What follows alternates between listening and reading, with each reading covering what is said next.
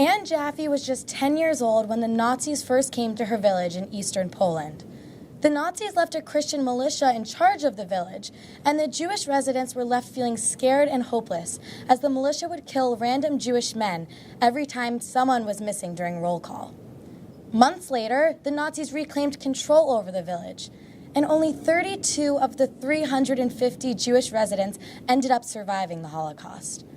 For the Jaffe family, it was a series of incredible and unimaginable miracles that allowed them to survive those horrific next few years.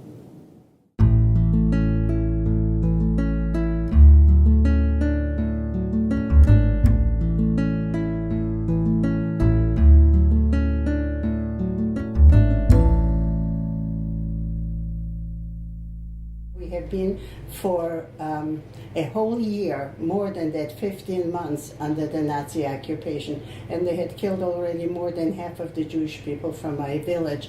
But then they decided to round up everyone and kill the rest of us. We did not even hope that any one of us will survive. But when a Nazi officer came in and tried to single out a few useful Jews, nützliche Juden they called them, people that they still needed to work for them. And so they called out the man's name, they would let the wife and the children go out also. And at the very end, they called my mother's name. And when my mother came up there with her 4 children and my husband, and the officer looked at her and he said, are you the seamstress here in the village? She said, yes. He says, I want dresses made for my wife. I think I'm going to let you leave a couple of weeks longer. Now, a couple of weeks doesn't seem like a long time, but knowing that everybody else that's left will probably be killed today or at dawn next morning, it seemed like an eternity. And this was the first miracle, what I would call, that we were saved from certain death. After the Jaffe family was miraculously saved, they were moved to a ghetto a few towns away. The family quickly realized that many more miracles would be needed in order to survive. One day, 2 truckloads came into the ghetto with a list of people whom to eliminate, that they're not useful anymore. And of course, we were on that list. We were already sitting on the trucks, waiting to pull out, because there's nothing you can do if your name is on the list. There's no way you can get out of it. When my father jumped up on the truck, he saw in the distance the men for whom he was working. And he told him, he said, look, they're taking me away. Don't you need me anymore?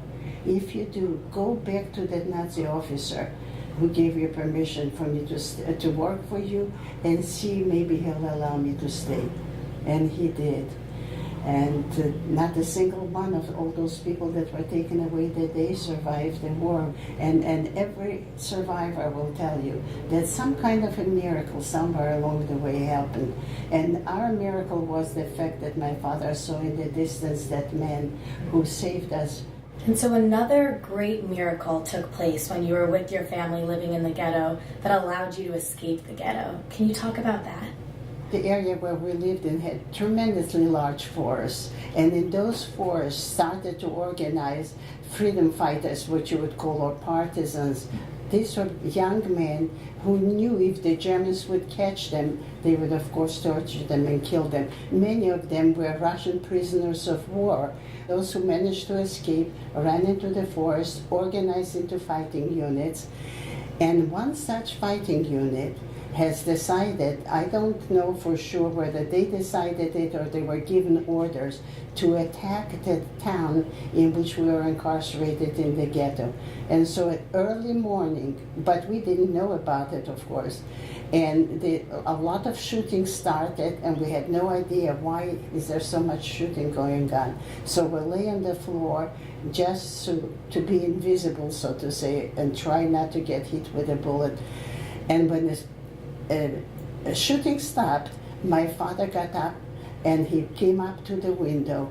And our house was the last one of the ghetto, and the outside was boarded up, the window, so that we could not open and get out from the windows. And when through the crevices, he noticed a young man standing there not in the military clothes, with a rifle on his back. And my father knocked in the window, and that man came up and he said, "Oh my God, what are you doing here?" He said, "We just tried to destroy the German garrison. We were already retreating, and I saw that the gate of the ghetto was locked, so I broke it open, and I ran into the house, and I told the Jews, run into the forest if you want to survive, because tomorrow the Nazis will round you up and kill you all because of our, actions." And so he told my father, "I'll help you break the window," and he pried open the panels that were on the outside, and he says, "Run quickly through the big swamp into the forest. There are people waiting for us to return, and they will show you where to go."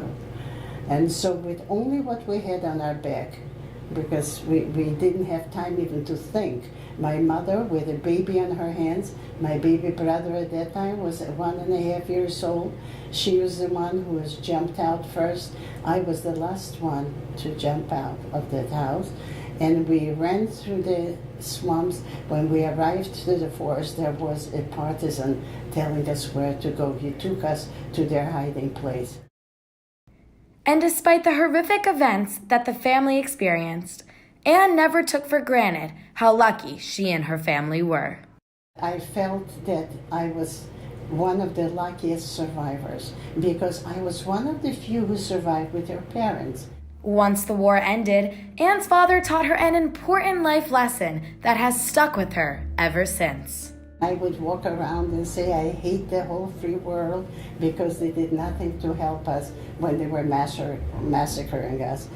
And my father overheard me say it. And one day he said, "I have to have a talk with you. I heard you say that you hate the whole world." He says, "That's a bad thing to do. Hatred will destroy you.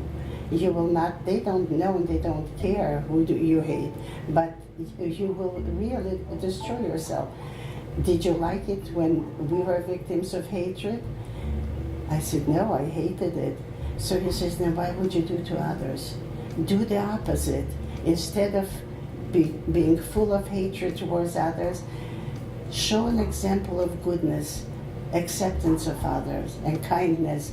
And he said, "You will accomplish a lot more, and you will be a much happier person than being still angry and hateful for what happened to our people." I feel that this is my duty to tell all the students that I speak with that it is possible to overcome hatred, that it's possible to have a life of kindness and not only kindness, but acceptance of others who are different than we are. We are all the same human beings, and we deserve a decent life. You want to hear a funny story? When I arrived in Canada from Europe, I was 20 years old. Wow, you're my age. 20 years in a European mind was a maid. But when you were still in the teens, so I told for a whole year, I kept telling everybody that I was 19. That's so funny.